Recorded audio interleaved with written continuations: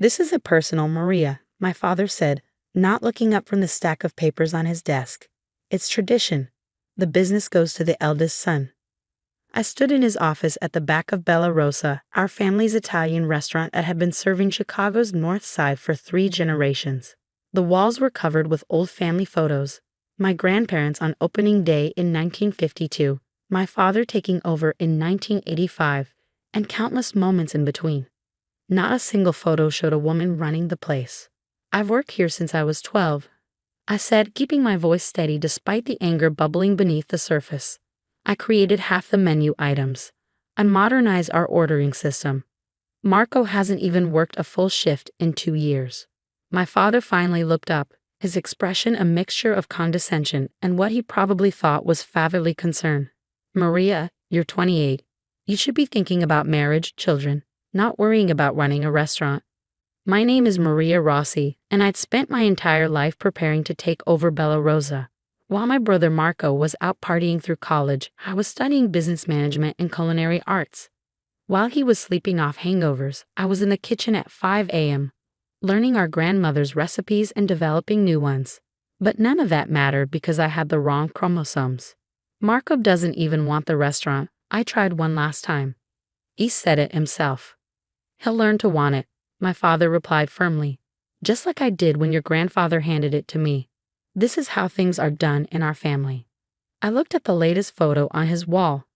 Marco's college graduation. He was grinning, probably already thinking about the bar crawl he had planned for that night. Next to it should have been my culinary school graduation photo.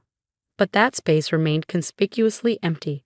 Fine, I said quietly, I understand. My father's face softened slightly. There will always be a place for you here, tesoro. In the kitchen where you can. No, I cut him off. I understand exactly what I need to do. I turned and walked out of his office, my mind already racing with plans. 6 months ago, when I first suspected this was coming, I'd started looking at properties in the neighborhood. Last week, I finally found it, the perfect location, just 2 doors down from Bella Rosa.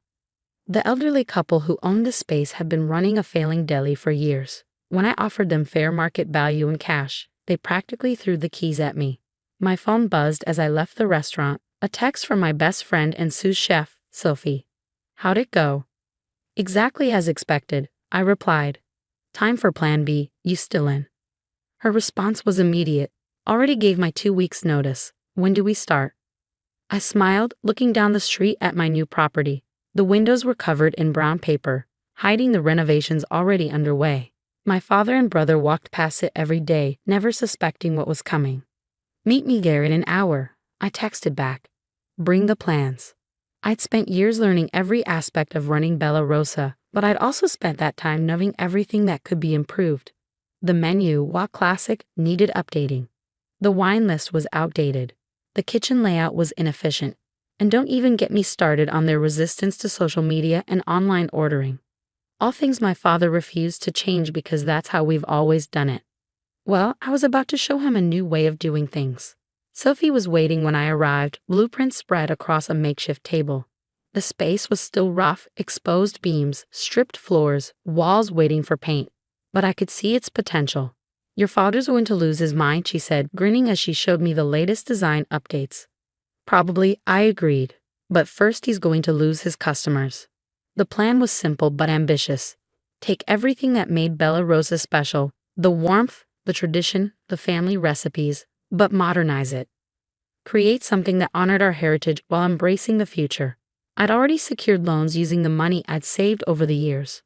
My grandmother's recipes, the real ones, not the modified versions my father used, were safely stored in my apartment. And thanks to my time managing Bella Rosa's kitchen, I had relationships with all the best suppliers in the city. The contractor says we can be ready in 3 months, Sophie reported. The kitchen equipment arrives next week. I nodded, walking through the space. In my mind, I could already see it. The exposed brick walls, the open kitchen concept, the bar area where we'd serve the craft cocktails my father always dismissed as trendy nonsense. My phone buzzed again.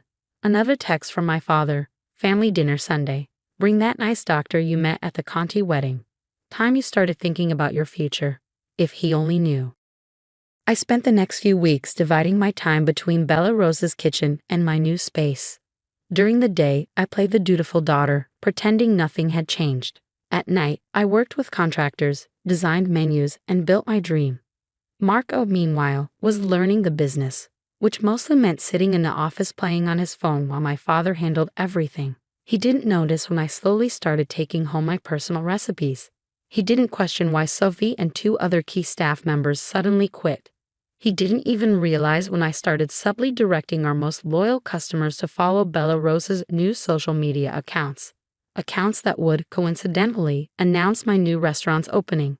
"You're absolutely ruthless," Sophie said one night as we finalized the menu. "I love it." I looked up from the wine list I was curating. "I learned from the best. My father always said business is business." "What are you going to call it?" I smiled, showing her the logo I'd been working on. The name was both a homage and a challenge. Roses. Just roses. Modern, simple, elegant. Everything Bella Rosa wasn't anymore. "He's going to see it as a declaration of war," Sophie warned. "Good," I replied, because that's exactly what it is. The next Sunday, at our weekly family dinner, I watched my father and brother discuss their plans for Bella Rosa's future. They talked about keeping things exactly as they were, about maintaining tradition. Neither of them noticed my quiet smile or the fact that the construction noise 2 doors down had stopped, indicating the renovations were complete. In 2 weeks, they'd learn exactly what tradition meant to me, and Chicago's restaurant scene would never be the same. The morning of Rose's grand opening, I stood in my brand new kitchen at 4 a.m., breathing in the scent of fresh bread and brewing espresso. Everything gleamed: the state-of-the-art equipment, the polished counters, the copper pots hanging overhead. "Ready?" Sophie asked, tying her apron.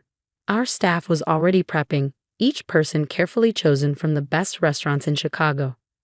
Many had turned down higher-paying jobs just to be part of what we were building. "More than ready," I replied, checking my phone. The social media campaign we'd been quietly running for weeks had done its job. The secret preview photos, the carefully crafted teasers, the mysterious invitations sent to food critics and influencers. It had created exactly the buzz we wanted.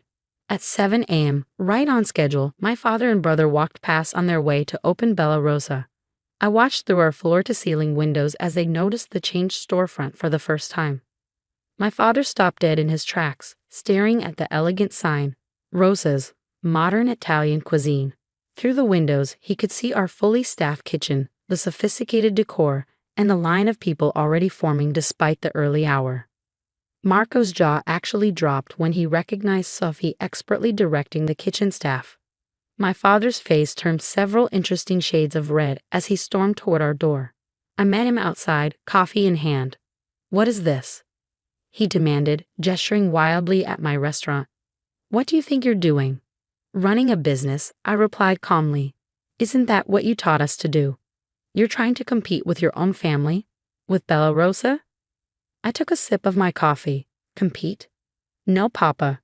I'm going to show you what you could have had if you looked past your outdated traditions."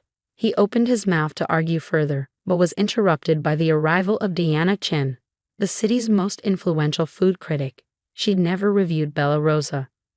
My father had always dismissed food critics as unnecessary, but she'd been personally invited to Rosa's opening. "Maria," she called out warmly, "everything looks amazing. Just like you promised." My father's expression shifted from anger to confusion as Diana breezed past him into the restaurant. She wasn't the only VIP guest we'd lined up. Throughout the day, food bloggers, local celebrities, and social media influencers would be arriving, all carefully scheduled to create maximum impact. "You should get back to Bella Rosa," I suggested to my father. "Your breakfast rush will be starting soon." "Well, what's left of it?"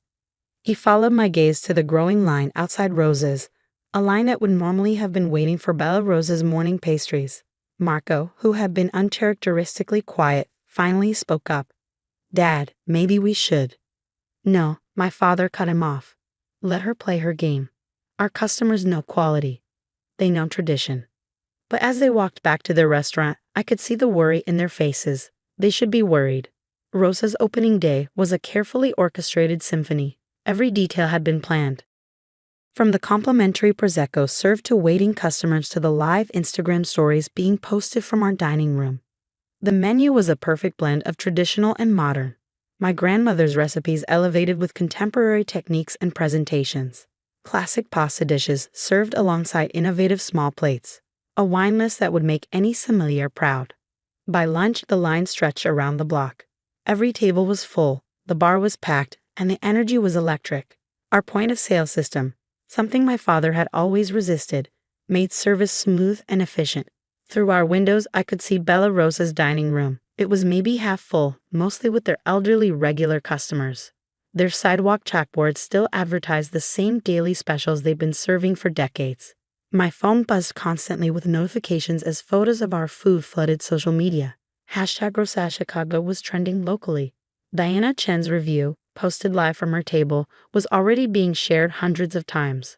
"Your father's been standing in his doorway for the past hour," Sophie reported during our brief afternoon lull. "Just watching." I nodded, checking our sales figures for the day.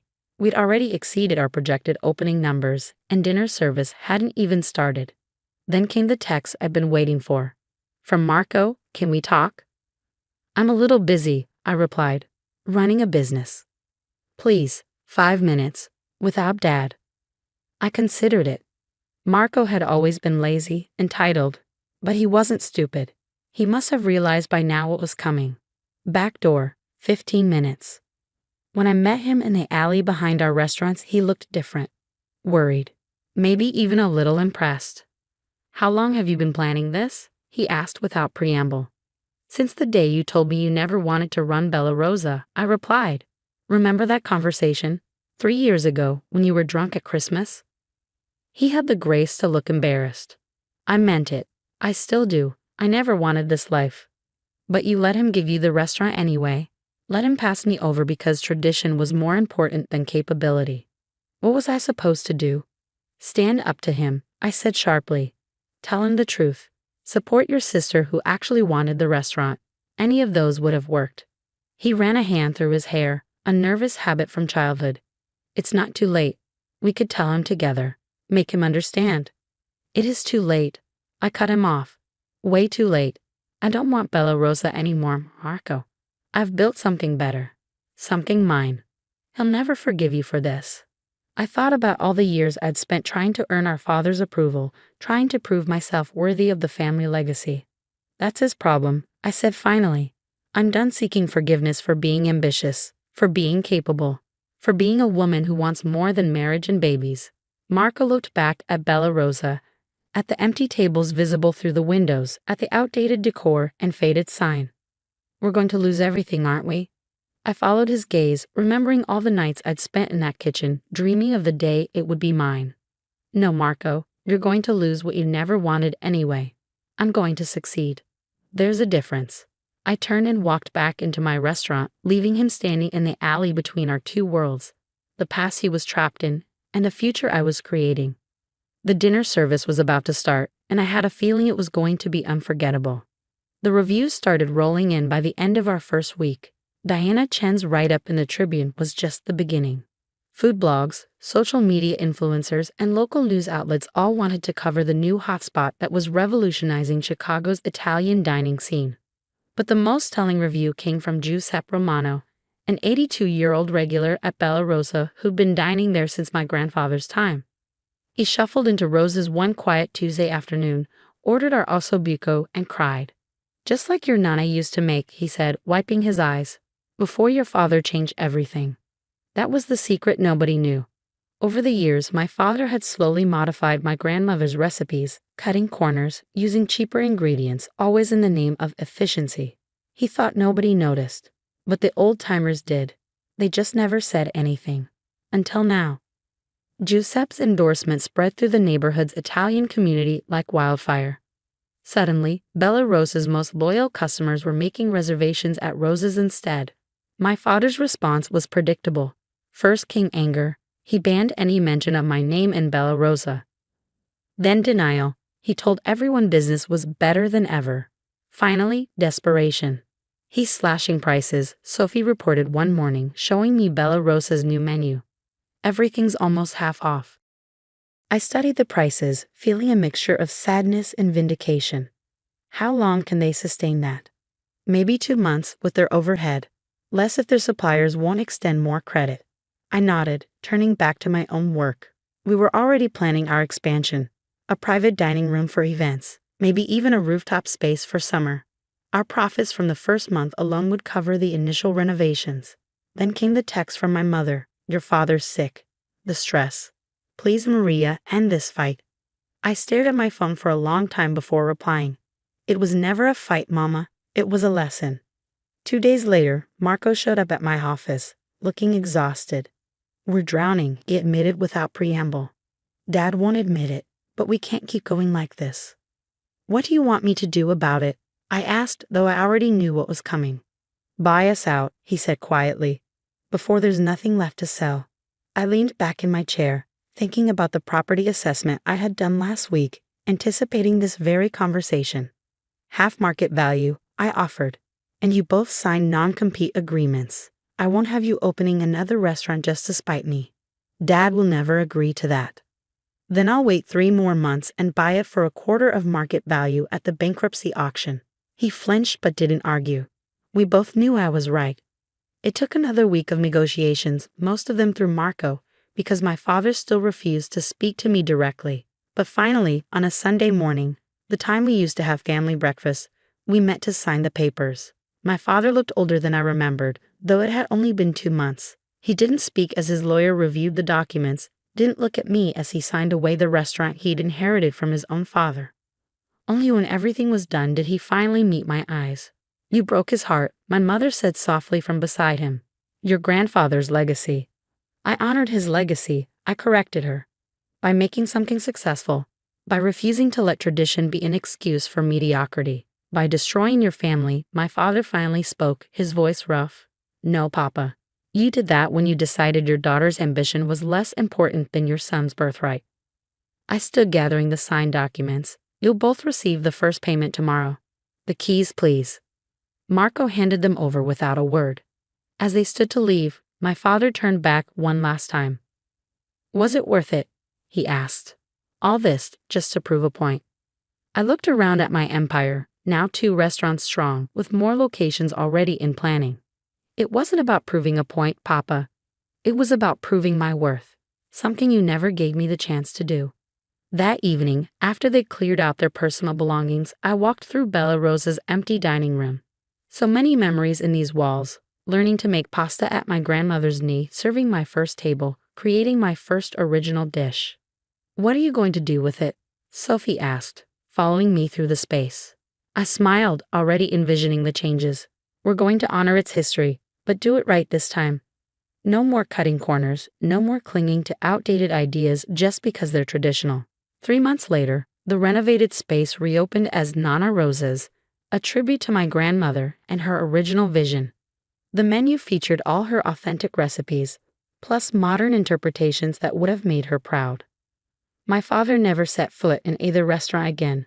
Marco moved to Florida to open a beach bar, something he'd always wanted to do.